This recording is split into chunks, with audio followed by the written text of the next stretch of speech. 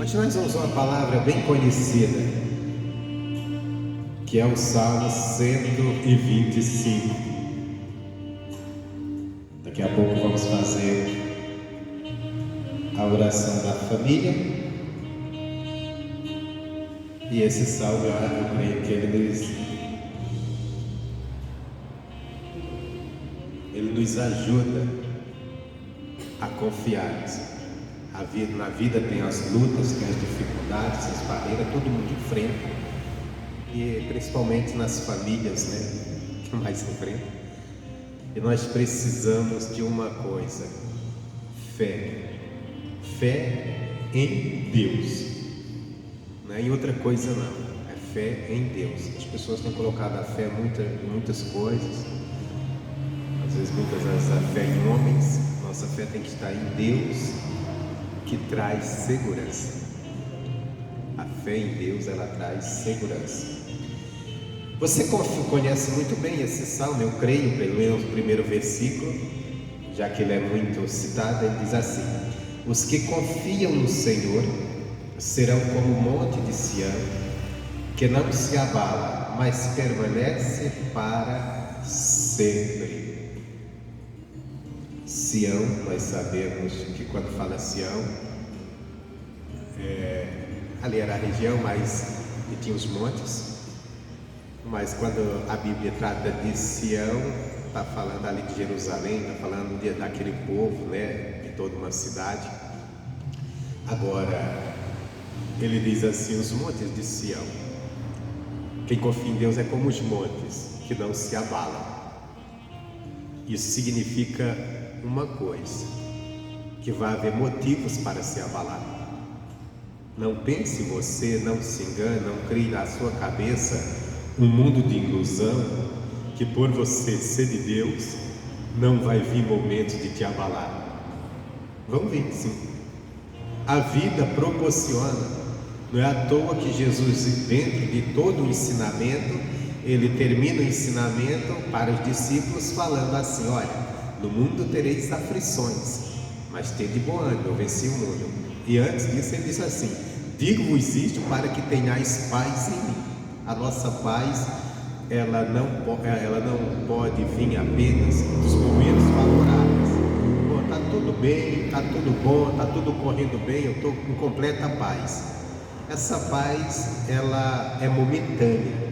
Agora, a paz em Cristo, ela é uma paz constante, porque a paz dele é no que ele trouxe, é no que ele nos ensinou, em cada palavra que ele disse, em cada palavra que está escrito aqui. Quer dizer, é uma paz que nós vamos ter nele, mesmo nos momentos de turbulência, de dificuldades, porque diz: os que confiam no Senhor serão como o monte de Sião, que não se abala, mas permanece para sempre. Irmão, quantas as vezes, ou quantas pessoas, por causa das lutas, das dificuldades, se abalaram com os problemas e não permaneceram. Não permaneceram na igreja, não permaneceram mais orando, não permaneceram mais buscando a Deus. Isso é uma coisa, e eu não estou condenando essas pessoas. Por quê?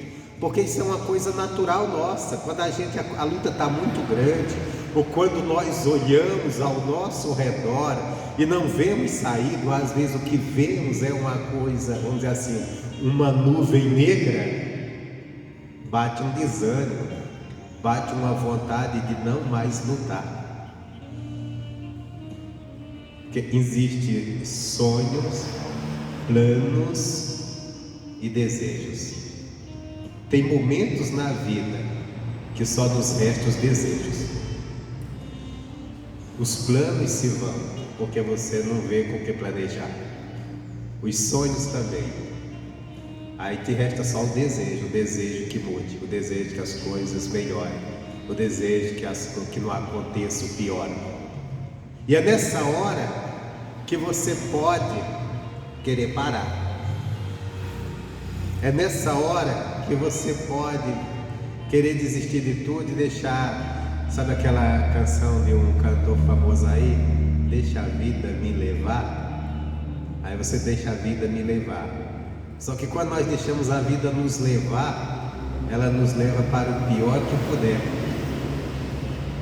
Porque não é a vida.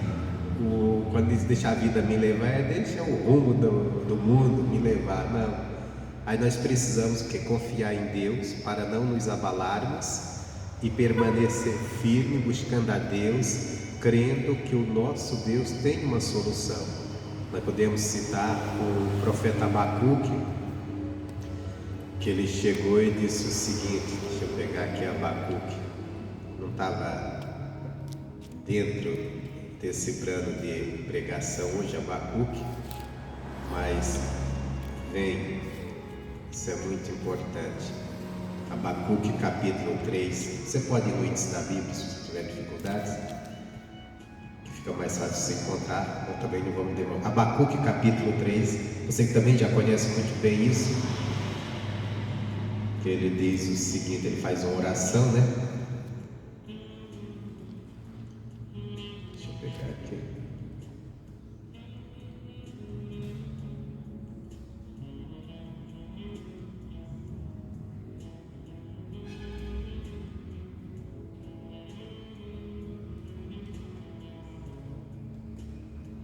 Versículo 17.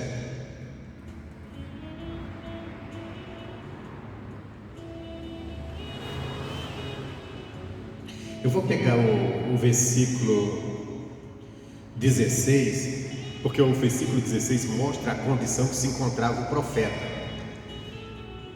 Ele diz assim: ouvindo eu, o meu ventre se comoveu, a sua voz tremeram os meus lábios, entrou em podridão os meus ossos. O que é entrar em podridão os ossos? O que é os ossos?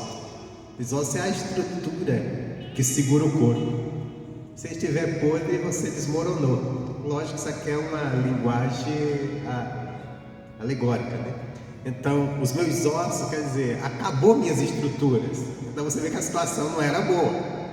Diz, os lábios tremeu, dentro de mim se comoveu o meu ventre. Sabe quando a coisa está complicada dentro de você, só tremores? E ele diz, entrou em podridão os meus ossos e estremeci dentro de mim. No dia da angústia descansarei, quando subir contra o povo que invadirá com as suas tropas. Aí começa o quê? A confiança, olha, mesmo tempo, no dia da angústia descansarei. Já imaginou? Você está descansado, quer dizer, descansarei quer dizer, estou em paz. Mesmo dia da angústia. Quando? Quando subir contra o povo que invadirá com as suas tropas.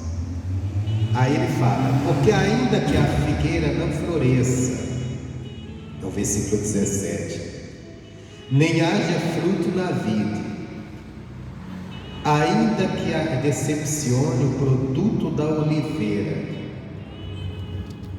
e os campos não produzam mantimento, ainda que as ovelhas da malhada sejam arrebatadas, e nos currais não haja gado. Ele diz, todavia eu me alegrarei no Senhor, exultarei no Deus da minha salvação. Quer dizer, tempo de crise, tempo de necessidade, tempo de guerra, não importa o que esteja acontecendo. Aí ele diz, eu vou me alegrar no Deus da minha salvação. Eu vou permanecer confiando no Deus da minha salvação. E a palavra me alegrarei, quando ele diz assim,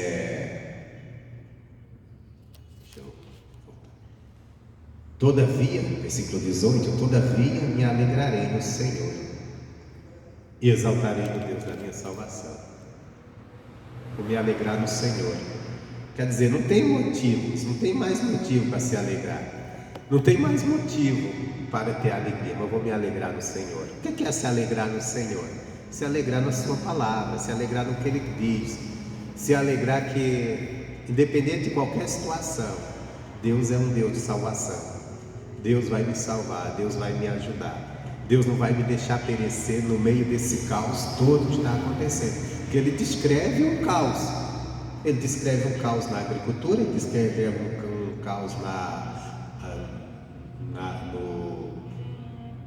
na criação de animais, né? Ele descreve um caos na paz naquele lugar, porque os inimigos estão chegando, invadindo. Então tudo está um caos, necessidade, tudo.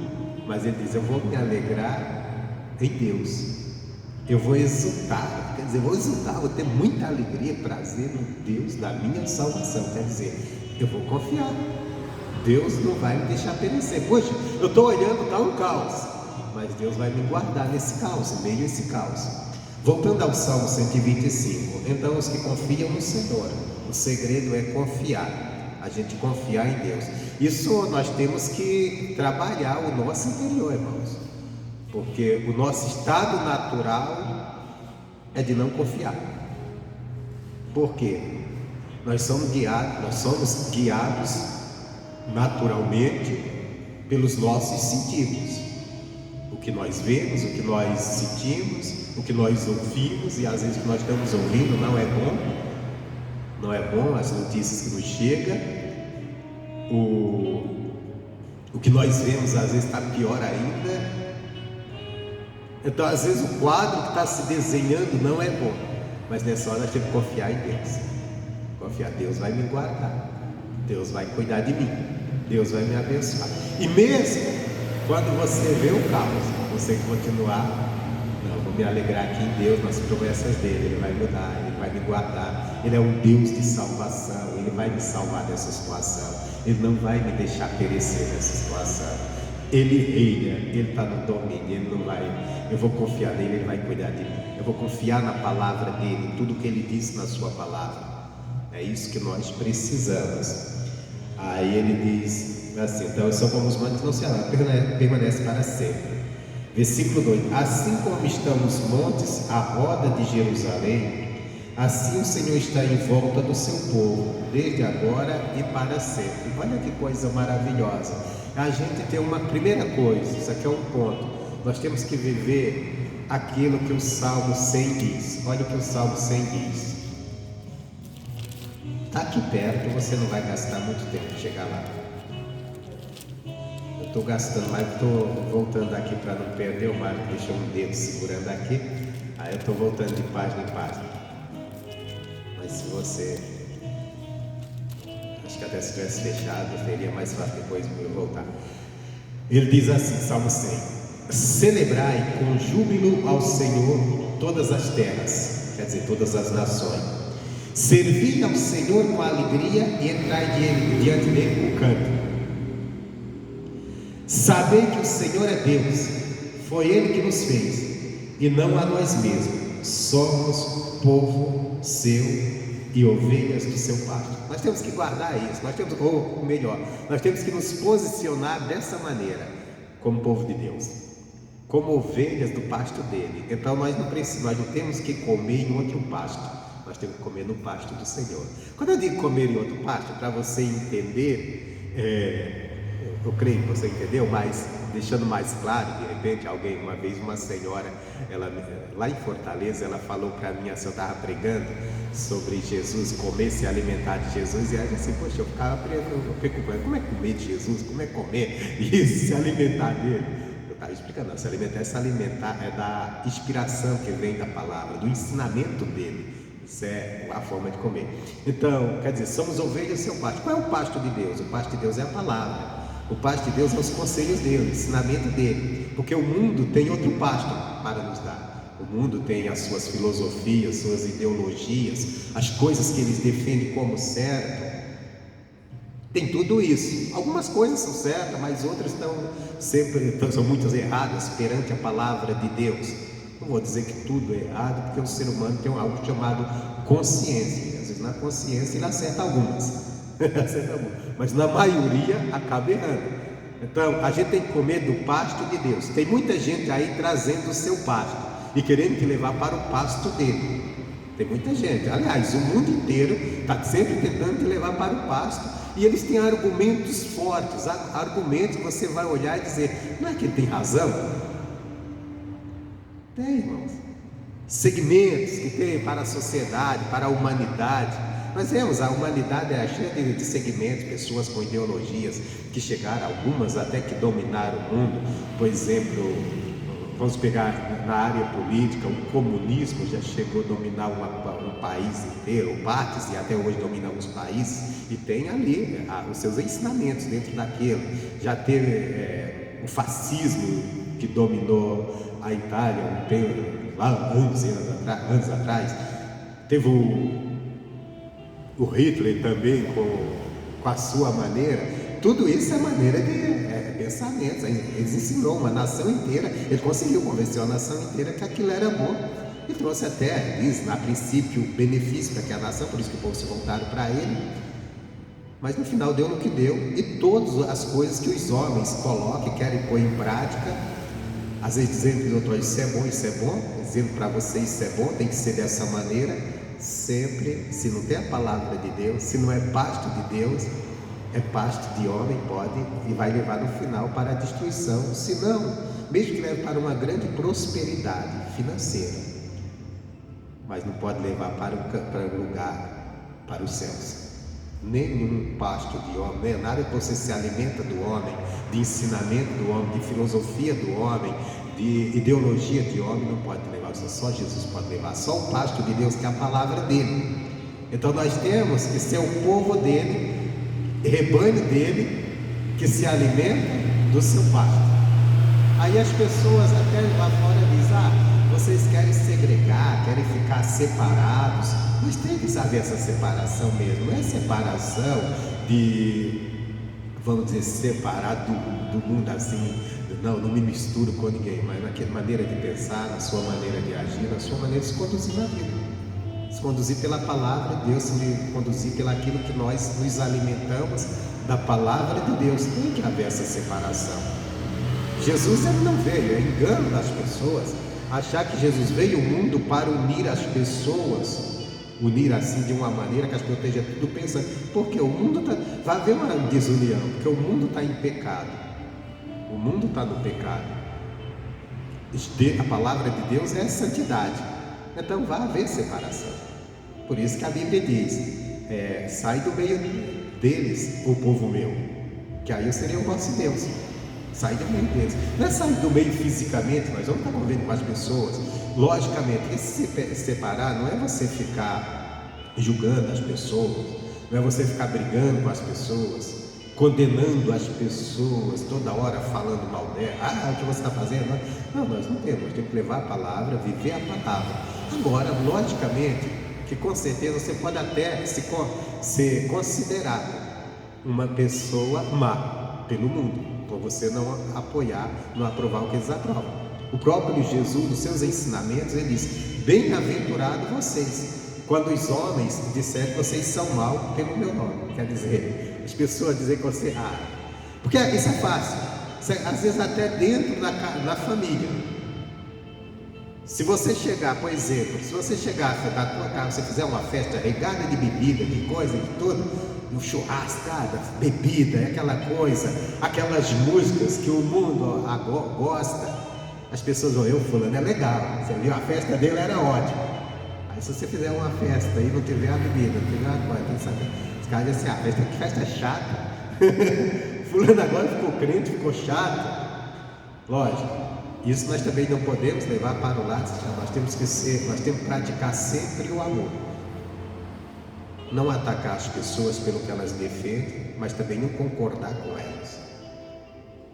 Não devemos concordar, mas não atacar, como eu vejo às vezes as pessoas em redes sociais atacando os outros. O pessoal lá, às vezes, os artistas então, o que tem de gente que se descrente, não sei se são ou se são tão errados na maneira de ver. Um artista lá faz uma coisa, o cara vai assistir, depois fica malhando, falando mal. Irmão, eu não tenho que estar atacando ninguém. Eu sei que o modo de vida deles é aquele.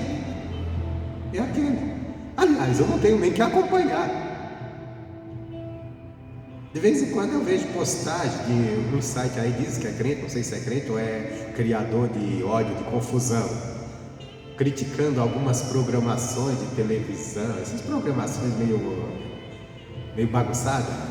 Mas cara, imagina se eu vou falar mal de novela, se eu vou falar mal de BBB, se eu vou falar mal disso, eu nem assisto. Se eu estou falando mal, porque eu assisto. Então se eu não concordo com aquilo, eu vou largar aquilo e vou pregar o evangelho, porque ninguém vai se converter porque eu estou falando mal de uma coisa. Se eu acho que, por exemplo, se eu acho que a Rede Globo, a programação dela não é útil para a família, se eu acho, eu nem sei que eu não vou assistir na Rede Globo, então eu não vou assistir.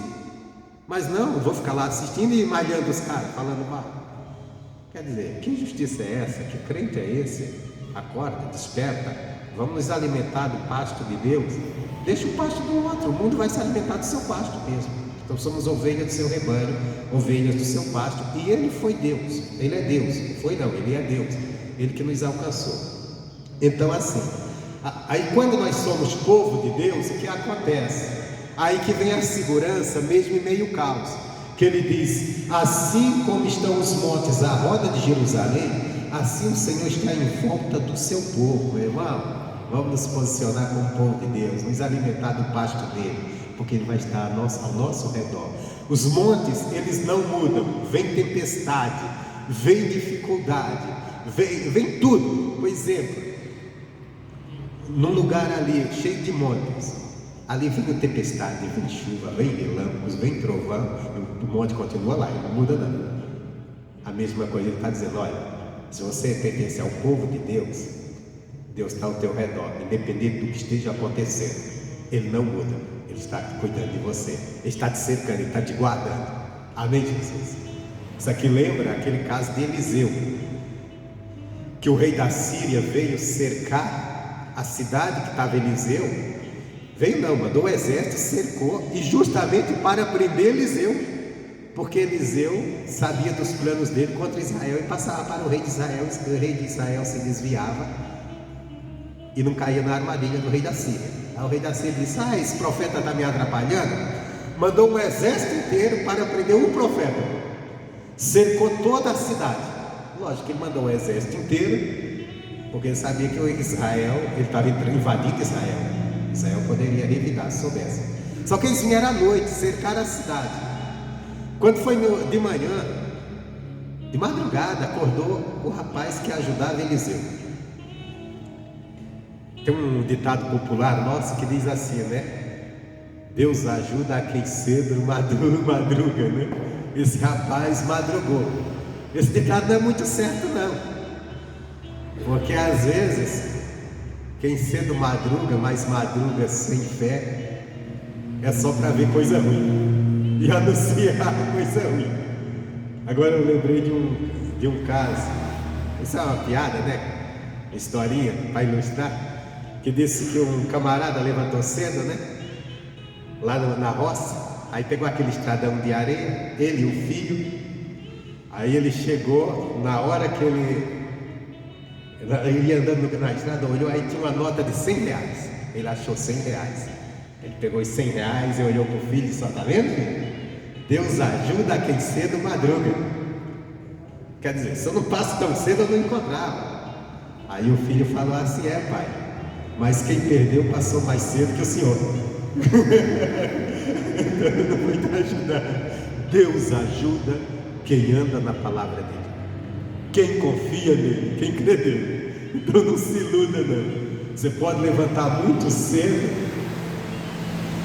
e as coisas não dão certo. Salmo 127, versículo 2. Vamos quebrar esse ditado popular com esse versículo. Inútil vos será levantar de madrugada, repousar tarde, comer o pão de dores, pois assim dá Deus, assim dá Ele aos seus amados o sono. O que é que ele está dizendo aqui? Não adianta você correr tanto, levantar tão cedo, dormir tão tarde, tentando resolver a vida, se você não buscar Deus. Se você buscar Deus, para tudo tem o seu tempo, e Deus vai te ajudar, vai te abençoar. Bom, mas voltando, deixando isso aqui de lado. Então Deus está ao redor do seu povo. Então nós temos que andar e nos posicionar como um verdadeiro povo de Deus. O povo de Deus come do pasto de Deus, não come de outro pasto. Então vamos comer do pasto dele, quer dizer, nos alimentarmos dos conselhos dele, da palavra dele, dos ensinamentos dele. Deixa o mundo com seus conselhos. Também não vamos atacar o mundo, só não vamos concordar, não vamos viver. E logicamente, o pecado sempre vamos denunciar, doa a quem doer. Agora, não criar brigas, não atacar pessoas em rede social, como muitos fazem. Fica atacando, uma pessoa falou isso, e às vezes até criando mentiras. Pega um texto de uma palavra de uma pessoa e malha aquela pessoa. Até criando, levando a coisa. Às vezes o cara tinha todo um contexto naquela conversa. Tinha todo um contexto, mas a pessoa tira ali uma partezinha ali e só para condenar e destilar o ódio religioso dela. Não pode. Nós temos que sermos bem-aventurados, são os pacificadores. A gente tem que estar no lugar de pacificador, não criando guerra, colocando lenha na fogueira, de forma alguma. Às vezes nós temos esse posicionamento de cristãos que é muito falho, mas como o homem é falho, mas precisa aprender com Deus, comer desse pasto de Deus e levar a verdade de Deus. Bom, continuando aqui, assim como estão os montes à roda de Jerusalém, assim o Senhor está em volta. Vamos, a gente voltando a pensar isso, os montes em volta de uma cidade. Você pode mudar daquela cidade e voltar 30 anos depois, aqueles montes continuam ali. Pode ter mudado muitas coisas, mas aqueles montes tudo continua ali. Eles continuam ao redor da cidade. Está dizendo, isso é Deus ao nosso redor. Pode acontecer o que aconteça, Ele está ao nosso redor. Então isso já é a causa de nós permanecermos seguros, confiantes. Aí ele diz mais: porque o cetro da impiedade não permanecerá sobre a sorte dos justos, para que os justos não estendam as suas mãos para a iniquidade. O cetro era aquela pecinha que os reis seguravam, estava na mão do rei, e tinha casos que a pessoa para aproximar do rei, o rei até apontava o cetro. Se não apontasse, a coisa estava feia. No livro de Esther fala isso, que quando a pessoa ia comparecer o rei, se não fosse chamado por ele, tinha que comparecer quando ele chamava. Mas se por acaso fosse sem ele chamar, ele tinha que estender o cetro. Aí ele estava dizendo que estava recebendo. Se ele não estendesse, perdeu a vida. Inclusive isso, quando a Esther foi se apresentar a ele não tinha chamado, ela tinha esse medo de perder a vida. Porque se o rei recusasse, só quando ele estendeu o cetro. Então o cetro representa aquela pessoa que tinha um significado de domínio, de poder. Então o cetro da impiedade é o domínio o cetro da impiedade é o domínio dos ímpios sobre o povo de Deus, que muitas das vezes o ímpio está dominando, está no governo. Ele diz, mas isso não vai permanecer para sempre. Ele diz, não vai permanecer para sempre, por quê? Sobre a sorte do justo, para que o justo não estenda as suas mãos para a iniquidade. Quer dizer, porque o cetro da iniquidade vai te oprimir, e de repente, diante de toda opressão, você pode perder ali, vamos dizer, perder a linha, vou usar esse termo, e você começar a fazer coisas erradas também. Por exemplo, a Bíblia diz, não se indignes para fazer o mal. Às vezes o homem fica indignado com tanta coisa errada, que aí ele acaba também agindo errado, fazendo as coisas, praticando iniquidade. Então ele diz, não, então Deus não vai permitir que o cetro da iniquidade domine sobre o justo para sempre. Ele pode ficar até por um tempo dominando. Entendendo isso aqui, na história de Israel, quantas as vezes Israel esteve dominado, sendo governado, até porque tinha saído da presença de Deus, por pessoas, reis que não eram do povo de Israel, pessoas pecadoras. Por exemplo, a Babilônia chegou a ter domínio sobre Israel, levou até como escravo por 70 anos, lá como escravo. No tempo de Jesus, Roma estava dominando sobre Israel. Enfim, o cetro da impiedade estava, mas Deus está dizendo, não é para sempre. Trazendo para um tempo mais cedo, o nazismo mesmo, Hitler, Ele dominou com o cetro da impiedade os judeus. Tanto é que matou tanta gente. E teve o holocausto, aquela coisa tão terrível que até hoje a gente lembra com repulsa. A gente ouve falar, lembra? Não era do tempo, nem você, mas a gente escuta falar e aqui dá uma repulsa. Mas não foi para sempre, não. Hoje Israel está lá, uma nação forte, poderosa, com a bênção de Deus. Então, o povo de Deus, mesmo que chegue um momento que o cetro da impiedade esteja dominando, Deus está dizendo: olha, não será para sempre.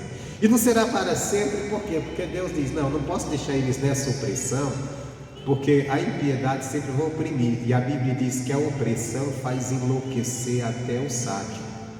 E nessa loucura você pode partir a fazer coisas que são iníquas diante de Deus, pecaminosas, por causa de tamanha opressão. Aí Deus disse: então não vai. Então quer dizer, tem uma luta, tem uma dificuldade, ou vamos dizer, a impiedade está dominando, não, eu vou clamar a Deus, eu vou buscar a Deus, não vai ser para sempre não. Agora nós temos que entender uma coisa: nós temos que ser justos. Nós não podemos pagar na mesma moeda, nós temos que estar como justos, para que Deus possa nos abençoar, porque senão a gente vai ficar na mão do opressor.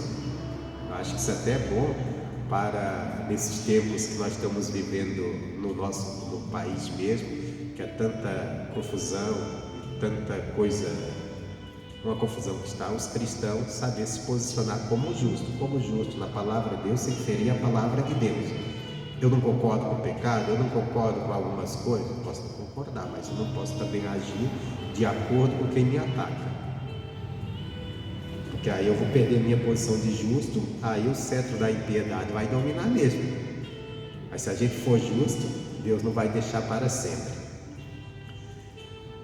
Bom, acho que essa é a palavra que eu tinha hoje. Espero que lhe ajude. A primeira coisa que eu quero deixar aqui, de resumo final: confiança em Deus. Confie em Deus, porque as lutas elas vêm, mas se você continuar firme, lembrando sempre, Deus está ao meu redor, Ele não vai me deixar perecer nunca. Amém, Jesus? Isso é até bom para a gente pegar essa palavra hoje, quando nós estamos orando pela família, porque muitas pessoas estão com muitos problemas na família e precisa, e às vezes olhando o natural, você acha que já não tem mais solução, mas Deus é a solução. Amém, Jesus? Então fique com essa palavra.